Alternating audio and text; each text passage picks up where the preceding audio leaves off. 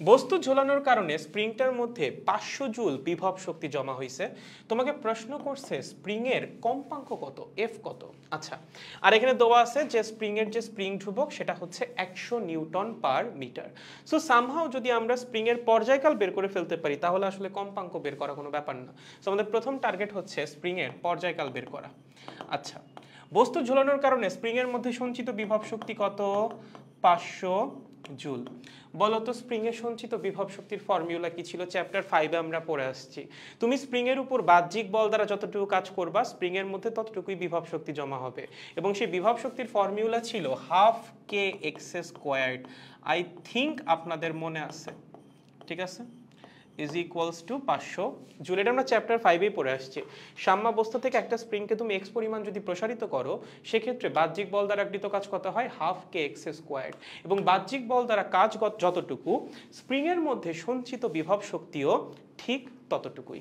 ওকে, তো চলো এখান থেকে আমরা একটু এক্স এর মানটা বের করতে চাই।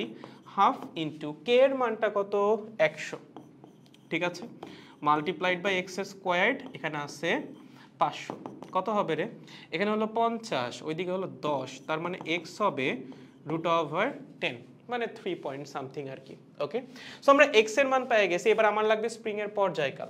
স্প্রিং এর পর্যায়কাল কত, T is equals to 2 pi √x by G. অবশ্যই লেখা যায়।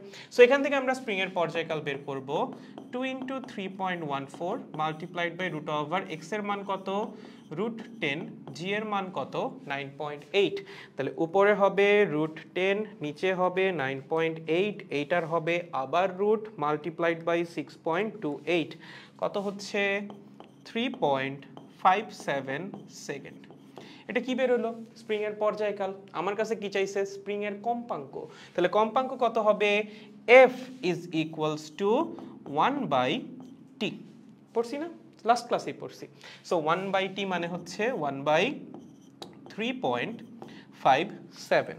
ওকে, 1/3.57 কত হয়, 0.28 একক কি, হার্জ। কম্পাঙ্কের একক হার্জ, ঠিক আছে, একদম সহজ, তুলে ফেলো। সো প্রথমে আমরা বিভব শক্তি থেকে এক্স এর মানটা বের করে নিয়ে আসছি, আমাদের কে এর মান দেওয়াই ছিল, এন্ড দেন সেই এক্স এর মান ইউজ করে আমরা পর্যায়কালটা বের করছি। আর পর্যায়কাল বের করে ফেললে আসলে কম্পাঙ্ক বের করা কোনো ব্যাপার না, 1 ডিভাইডেড বাই পর্যায়কাল, ঠিক আছে, গুড।